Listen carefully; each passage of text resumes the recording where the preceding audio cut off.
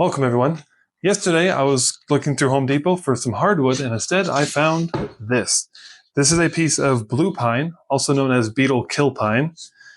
It comes from a regular pine or fir tree, but it has been infected with beetles that have spread a fungus to it that has caused bluish gray streaks to grow throughout the wood. Now, I just thought this was incredibly beautiful. I thought that today we'd build a bath tray.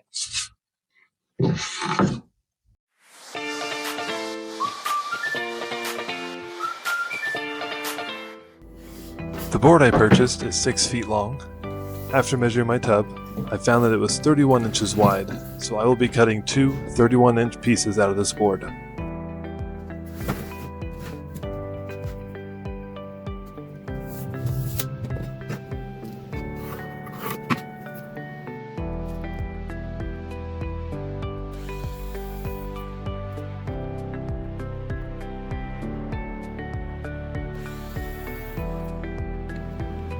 This board is sold as a shiplap board, so it already comes cut with the tongue and groove on both sides.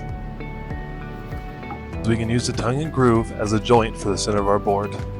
This will give us a very strong glue up. Go ahead and lay your boards out together so that we can check the dry fit.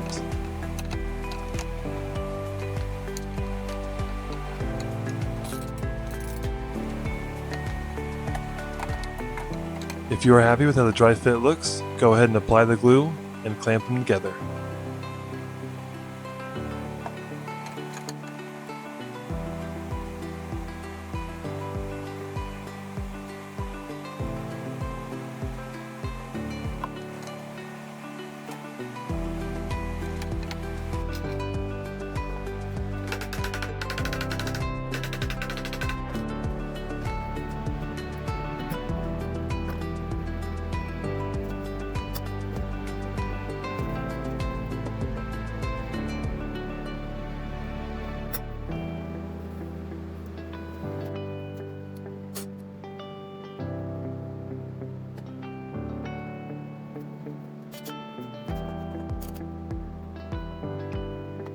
After all the clamps are on, I'm going to use my hammer to give the boards one final tap just to make sure everything is seated in place.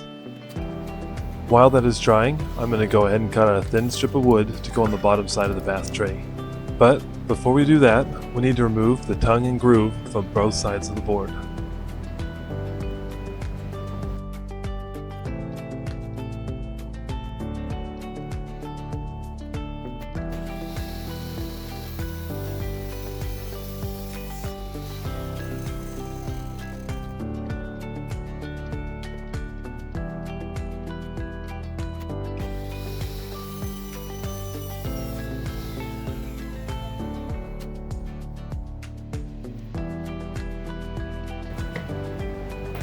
I set my fence at 1.5 inches from the blade.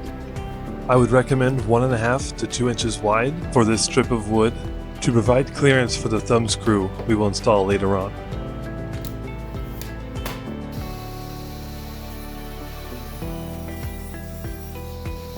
After 1 hour, the glue should be dry enough for us to continue working, so let's go ahead and remove the clamps.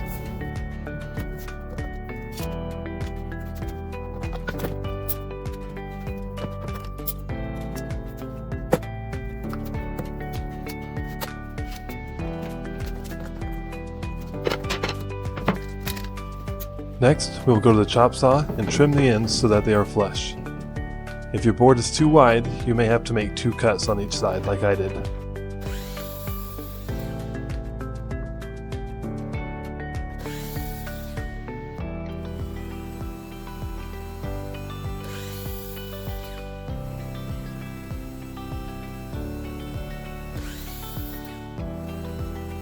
I'm now going to plane the top side of the board to get it ready for sanding.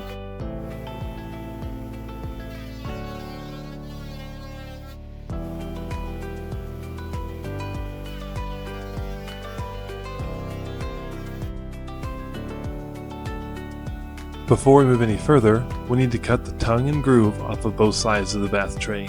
I forgot to record me doing this the first time, so I went back and just made one pass so you could see.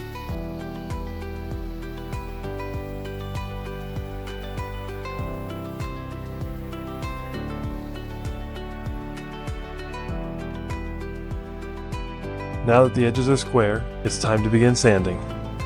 I'm going to start with 60 grit sandpaper and work my way up to 320.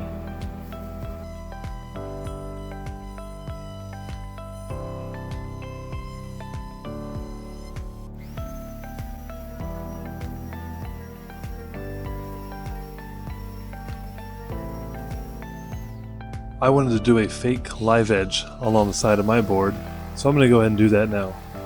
I do this by angling my jigsaw blade and then cutting a slow, wavy path down the edge of the board.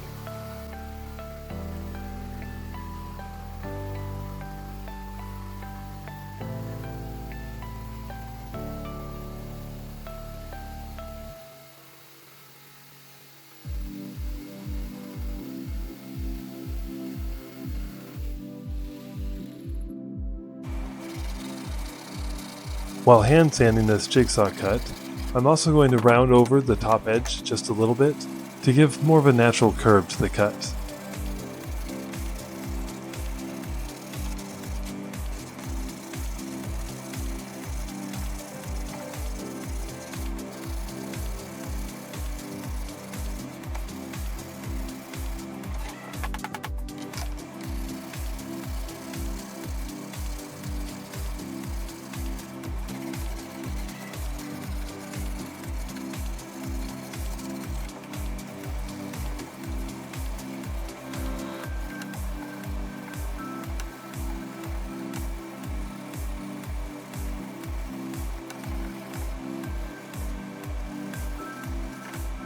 Don't forget to also sand down the ends of your board.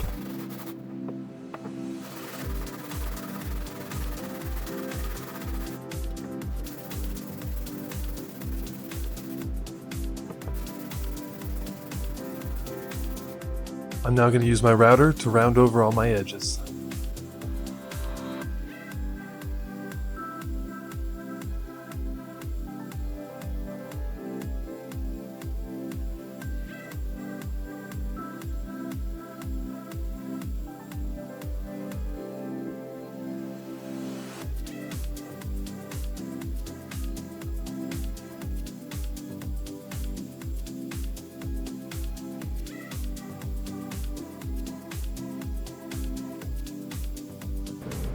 I wanted my bath tray to be adjustable, so here's the hardware I am using. It cost me about $7 from Lowe's.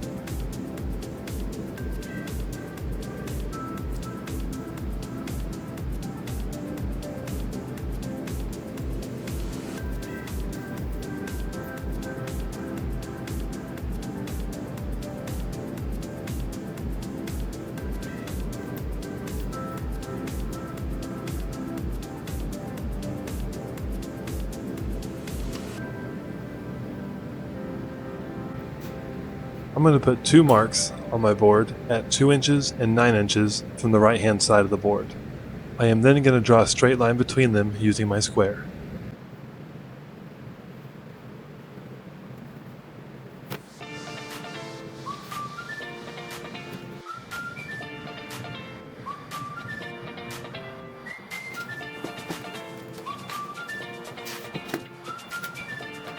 I am going to use my router with a plunge base and a keyhole bit in order to carve a channel along the length of this line. You may have to make multiple passes in order for your square nut to fit in this channel. I also used a wider router bit to open up one side of the channel so that I could put the square nut into it.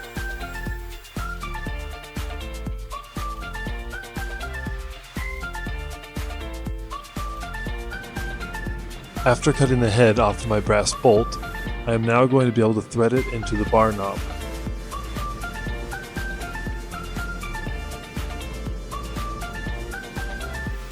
I'm now going to measure out the center of the 1.5 inch board I cut earlier on the table saw.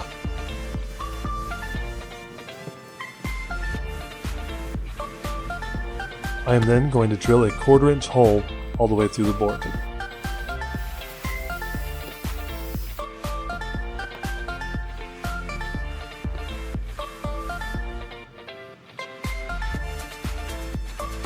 I can now put my brass bolt through the hole and thread on the square nut on the ends. After doing that, I will slide it into the channel. Go ahead and place a brass washer on top and then rethread on your bar knob. I used red Loctite to permanently secure my bar knob to my brass bolt. I am now going to turn the board sideways and mark both ends where they overlap the edges of the bath tray.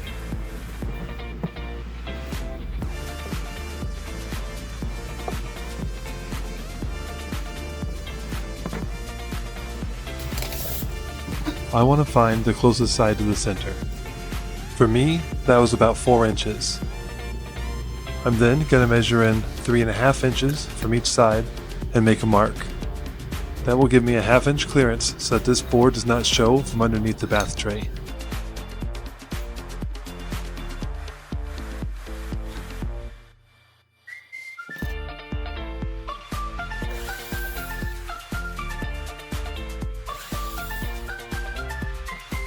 After it's cut to length, I'm going to go ahead and sand it and round over all the edges.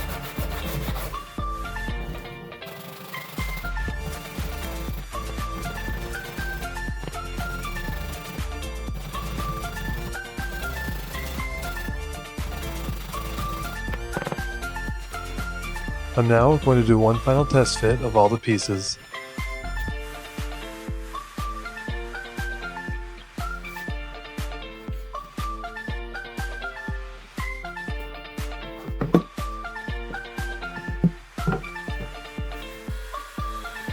I want to make a 3-inch cup holder on the top of my bath tray. To do this, I'm going to take 3 inches plus the 6 inches from the width of my router base for a total of 9 inches. I'm then going to cut out a 9-inch circle to use as a stencil for my laser cutter. If you don't have a laser cutter, you can also mark out the size of circle you need on a piece of cardboard and cut it out with a knife. Cardboard also works very well as a stencil.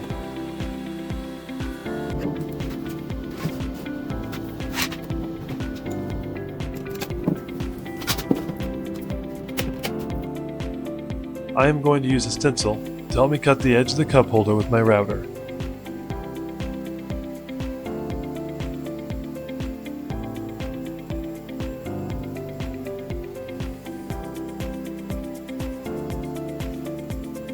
After the edge of the cup holder is cut, I'm going to remove the stencil and then freehand cut the rest of the cup holder.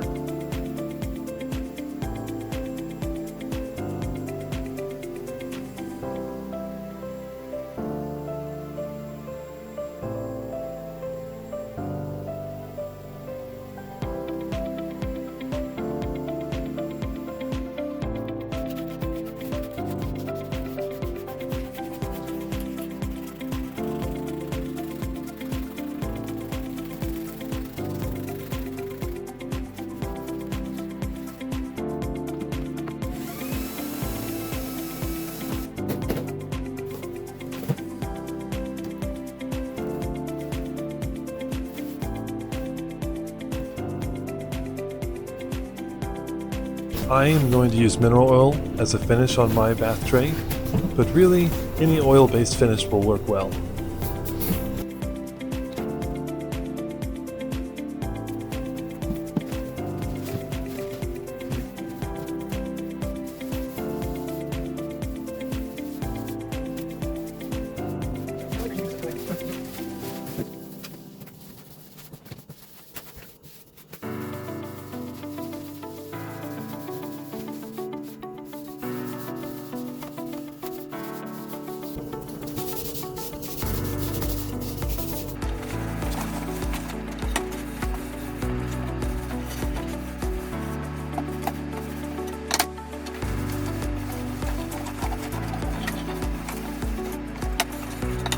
Here is my finished product. Alright, now that the build's all finished, let's go ahead and go back and review how it all went. Overall, this build did go quite smoothly, but there were 2 mistakes I made along the way. The first mistake I made was during glue up. After I had the panels clamped together, I forgot to flip it over and wipe the excess glue out of the little channel here on the backside. I could go back with my chisel and try to scrape it out, but I figured that might do more damage than good, and since it's on the bottom, it's not really going to be something that's in view anyways. so I decided just to leave it how it was. The second mistake I made was when I was routering out the channel for the square nut to go in. The edge of my router has a little bit of a gap between the bottom of the base plate and the top of the edge guide. This gap just happens to be just about the size of the thickness of this board. I didn't notice this at first, and so when I plunged the bit in and started to slide along the edge of this board to router in my channel, the edge guide actually started to slip underneath the board, and that caused my router to start cutting diagonally. Thankfully, I noticed this very quickly and was able to stop and back out. I then made the adjustments I could on my router so that I could cut a straighter line, and was more careful not to put too much force and cause that edge guide to slip underneath the board again. I was able to cut a nice smooth channel along the rest of this. And then I went back and used a larger bit and just cut out the section that had the bad router cut to start with. This actually made it quite handy later on to put that square nut in. It gives my finger a lot of space to slide it in. There was also a bit of tear out at the top of my router channel. So to fix this, I went ahead and just drilled a 1/2 inch hole and glued in a dowel rod.